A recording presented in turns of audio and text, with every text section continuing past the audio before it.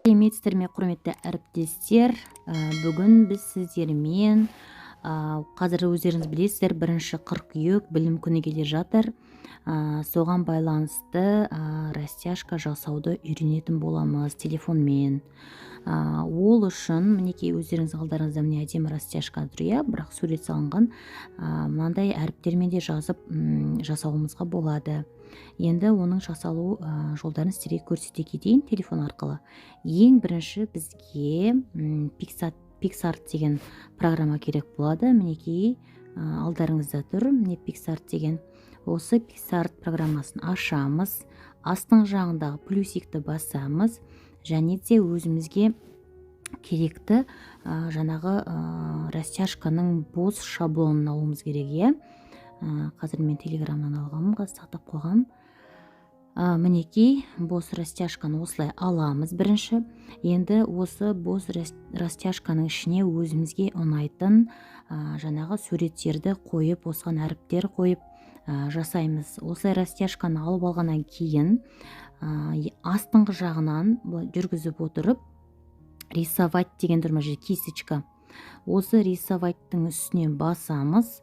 Басқаннан кейін шет жағында добавить деген бар, иә, плюсик.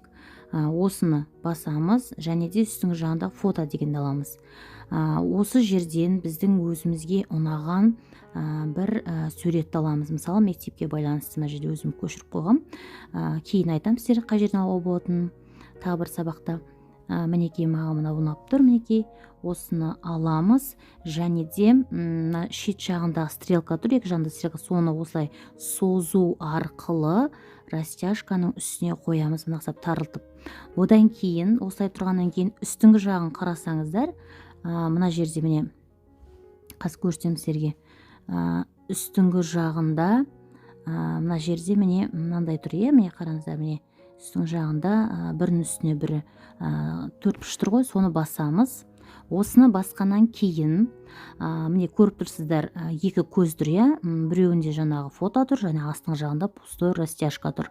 Енді не істейміз? Енді біз осы пустой растяжканы үстіне көтереміз да суретті астына түсіреміз. Пустой растяжканың үстінен басып тұрып, былайнан немесе фотоның үстінен былай екеуін ауыстырамыз, былайнан төмен қарай. Сол кезде бізде фотомыз жаңағы пустой растяжканың ішіне орналасады. Неке өздеріңіз көргендей жаңағы растяжканы жасап алдық, иә.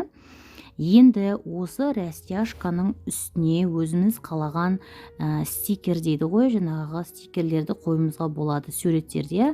Ол үшін не істейміз? Ол үшін мына жерде шет жағында добавить фото деген тұр, соны басамыз. Фото және де менің өзімнің сақтап қойған фотоларым бар мына жерде. PNG форматта. Ол фотоларды, мысалы, мына жердегі мына бір қыз баланың суретін алайын, иә. Осыны таңдап аламын. Содан кейін шетіндегі стрелканы соза отырып үлкейтсем де болады, немесе былай кішірейтсем де болады. Көрдіңіздер ғой, иә. Осылай мынандай әдемі қылып фотоны қойып алам. Және бұны қойғаннан кейін тағы да бір фото қойсам, қасына ұл баланы қояйын, иә. Қазір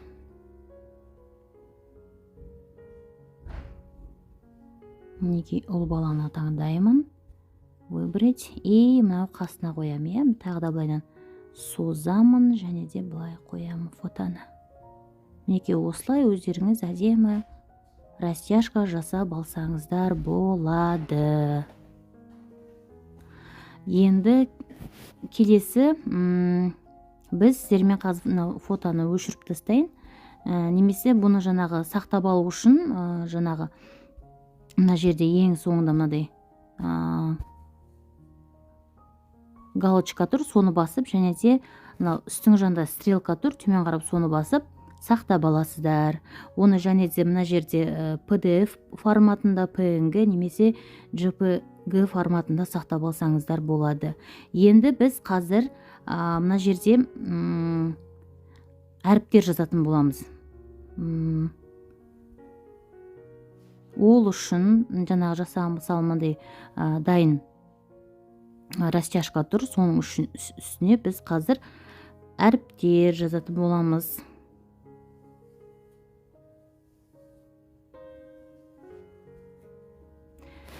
Ол үшін мына жерде астыңғы жағында текст деген бар, иә. Осы жерден мысалы Қ әріпін таңдап аламыз. Үстінде галочканы басып, кішірейтеміз.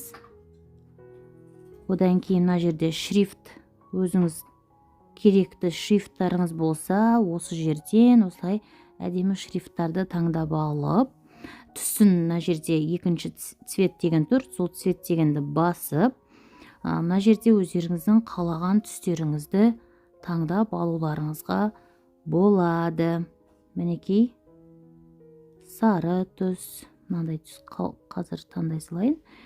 Осындай түс, сыртын осындай қара обводка жасасаңыздар болады астың жағында. Қ әріпі.